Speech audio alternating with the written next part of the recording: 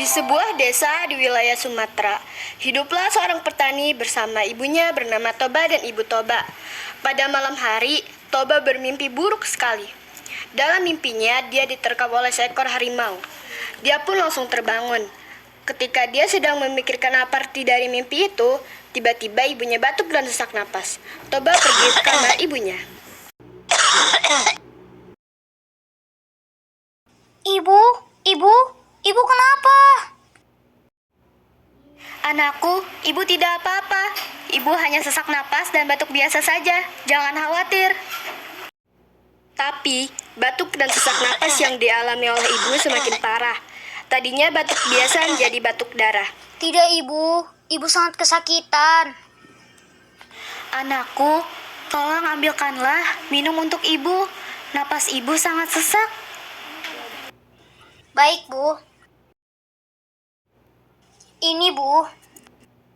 Anakku, ibu sudah tidak tahan lagi. Mungkin ajal ibu sudah dekat. Ibu jangan tinggalkan Toba sendiri di sini. Anakku, kau harus bisa hidup tanpa ibu. Kau kan kuat. Kau anak ibu yang paling berani. Hiduplah dengan baik.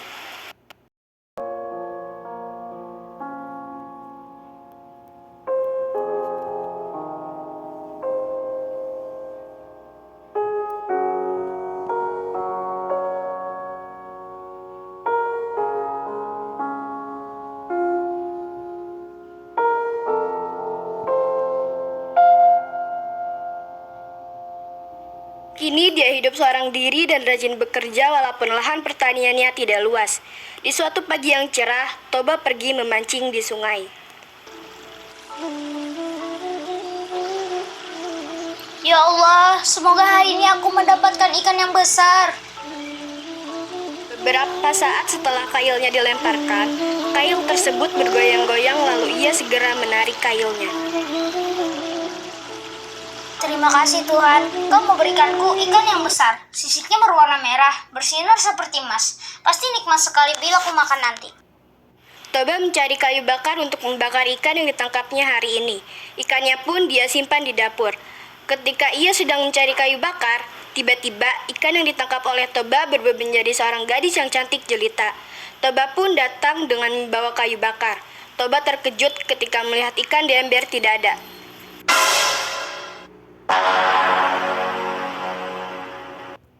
Aduh, di manakah ikan besar cantik dan rupawan itu? Apakah dia dimakan kucing? Tunggu, kau jangan memakanku. Aku bersedia menemanimu. Asal aku tidak kau makan. Siapa yang bicara itu? Jangan takut, Pak. Aku juga manusia sama seperti kau. Aku sangat berhutang budi padamu, karena kau telah menyelamatkanku dari kutukan sang dewata. Aku bersedia menjadi istrimu. Benarkah? Tentu saja. Namaku Toba. Mari kita lekas pulang. Aku sudah tak sabar ingin memberitahukan bahwa kau akan menjadi istriku. Tapi Toba, ada satu hal yang harus kau rahasiakan tentang diriku. Aku mohon, kau tidak menceritakan asal-usulku yang berasal dari ikan.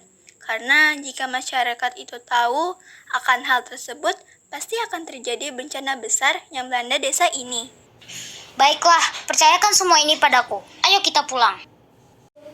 Saat mereka memasuki kampung Patoba, ada beberapa orang yang tidak suka akan kehadirannya Putri. Hei Inang, tahu tidak kau itu? Si Toba, tadi ku tengok membawa pulang seorang cewek. Bodinya mantap. Alah, paling si cewek itu dia guna-guna biar tertarik padanya. Kan kau tahu si Toba itu bupuk, alias bujang lapuk. Oh ya, pintar kali kau ini. Sudahlah, lekas kita pulang. Jijik aku melihatnya. Putri mendengar hal tersebut, tetapi dia mengabaikannya. Mereka pun pulang ke rumah dan menjalankan kehidupan mereka layaknya sepasang suami istri. Patoba merasa bahagia dan tentram. Setahun kemudian, kebahagiaan Patoba dan Putri bertambah karena Putri melahirkan seorang anak laki-laki dan diberi nama Samosir. Samosir tumbuh menjadi seorang anak laki-laki yang sehat dan kuat, tetapi agak nakal. Ia mempunyai kebiasaan yang aneh, yaitu selalu merasa lapar dan ia juga selalu membuat jengkel kedua orang tuanya karena ia tidak pernah mau membantu pekerjaan orang tuanya. Ibu, mana makan siang untukku? Tadi sudah kusiapkan di atas meja. Wah, Samosir, kemana makanan tadi? Sudah kuhabiskan, Bu. Kan saya masih dalam masa pertumbuhan. Sekarang pun sebenarnya aku masih lapar. Tapi sudahlah, aku pergi bermain dulu ya, Bu. Samosir! Ah, ibu ini, selalu saja memanjakan dia. Saya ini lapar, Bu. Sabar ya, Pak. Ingatlah, dia kan buah hati kita satu-satunya. Jangan sampai hal sepele ini membuatmu emosi. Ya sudahlah, Bu. Buatkan aku makanan sajalah. Perutku sudah lapar sekali. Tunggulah, aku akan membuatkannya. Toba masih bisa menahan kesabarannya. Namun, kesabaran seseorang itu pasti ada batasnya. Sampai suatu ketika Toba tidak dapat menahan amarahnya. Samosir, bantu ibu, Nak. Apa, Bu? Aku sedang asik bermain nih. Bawakan bekal ini untuk bapakmu di sawah. Kasihan, dia sudah menunggu. Ah, ibu saja yang pergi. Ibu sedang masak, Samosir. Cepatlah kau antarkan, nanti bapakmu marah. Ah, ibu ini menggangguku saja. Sini. Dari awal, Samosir memang sudah tidak berniat mengantarkan makanan tersebut. Sesampainya di pertengahan jalan, Jalan ke sawah saja sudah membuatku lelah. Lebih baik ku makan saja bekal bapak ini.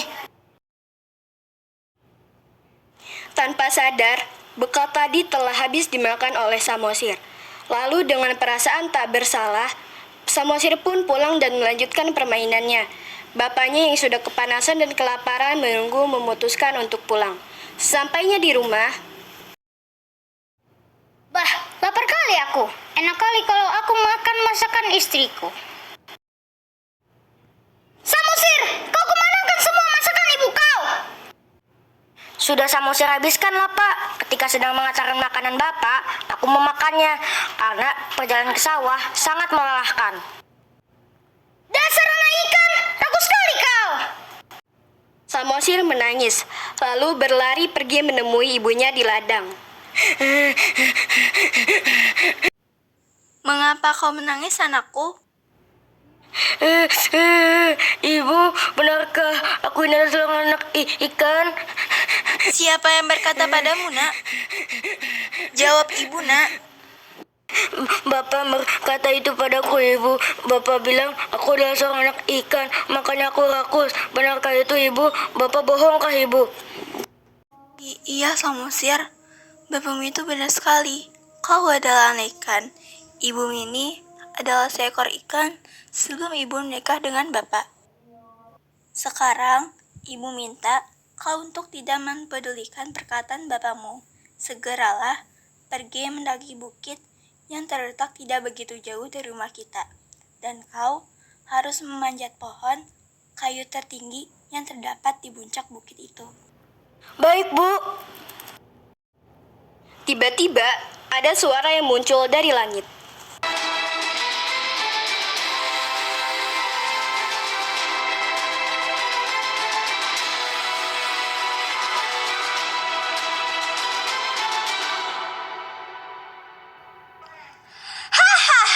Hahaha, suamimu sudah melanggar janjinya. Sekarang kamu tidak bisa hidup di muka bumi ini.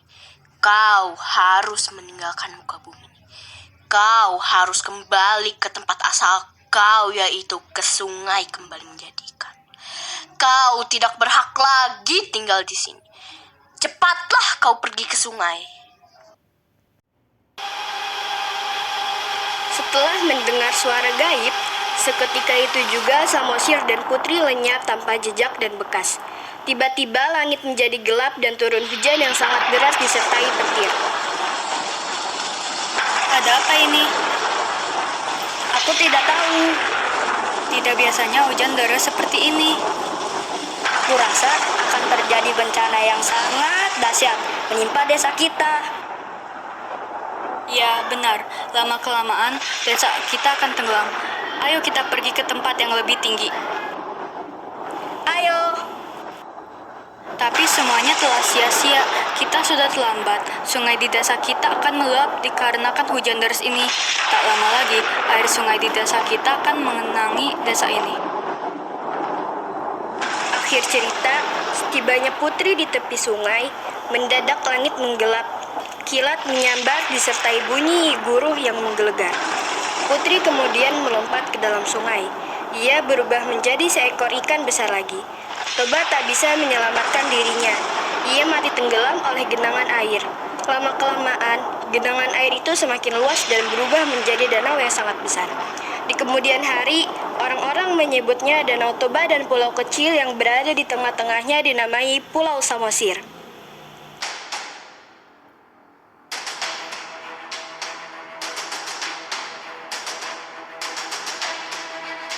Demikianlah legenda asal-usul Danau Toba.